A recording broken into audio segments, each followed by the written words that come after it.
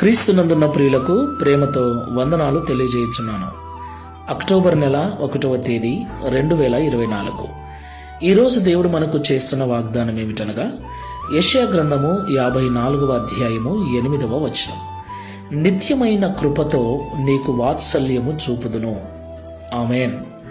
నా ప్రియమైన సహోదరి సహోదరులారా, ఈ లోకంలో దేవుని భక్తులుగా జీవిస్తున్న మనము ఆయా సమయములలో అనేక రకాల బాధలను, శోధనలను, అవమానములను, ఇబ్బందులను ఎదుర్కోవలసి వస్తుంది.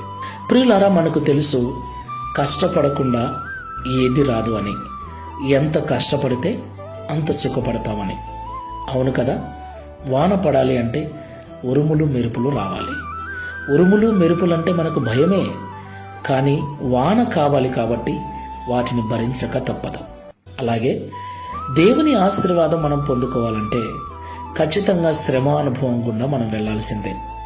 శ్రమ అనుభవం లేకుండా ఏ విశ్వాసికి, ఏ భక్తునికి దేవుని ఆశీర్వాదం పొందుకునే అర్హత, అధికారం లేదు.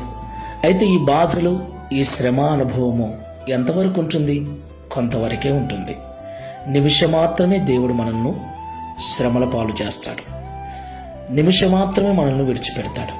అంటే శాశ్వతమైన ఆశీర్వాదం కోసం కొంత సమస్యను, కొంత శ్రమను, కొన్ని బాధలు మనం అనుభవించక తప్పదు.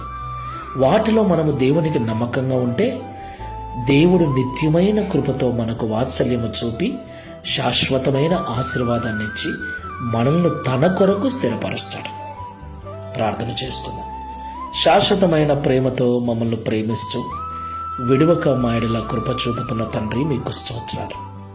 అవునయ్యా, నీ బిడ్డలమైన మేము ఆయా సమయాలలో ఎంత భక్తి చేసినా, ఎన్ని ప్రార్థనలు చేసినా, ఎన్ని ఉపవాసాలున్నా ఖచ్చితంగా సమస్యల గుండా, శ్రమల గుండా మేము వెళ్ళవలసి వస్తుంది.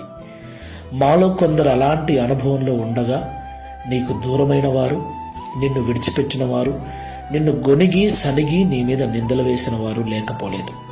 అయితే ఆ పరిస్థితులలోనే, ఆ శ్రమానుభవం గుండా మేము వెళుతున్నప్పుడే నిబ్బరము కలిగి ధైర్యంగా ఉండాలని, వాటిని కొంతకాలం మేము సహించిన పిదప శాశ్వతమైన ప్రేమను, నిత్యమైన కృపను, వాత్సల్యమును మా మీద చూపించి మా జీవితాలను ఆశీర్వదిస్తావని మాతో మాట్లాడినందుకు వందనాలు.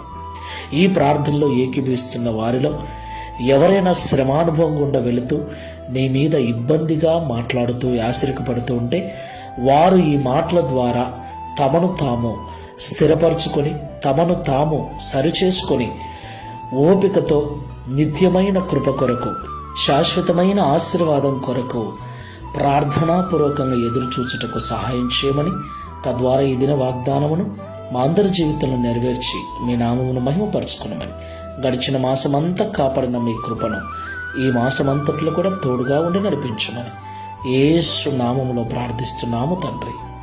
Amen. Praise the Lord. God bless you.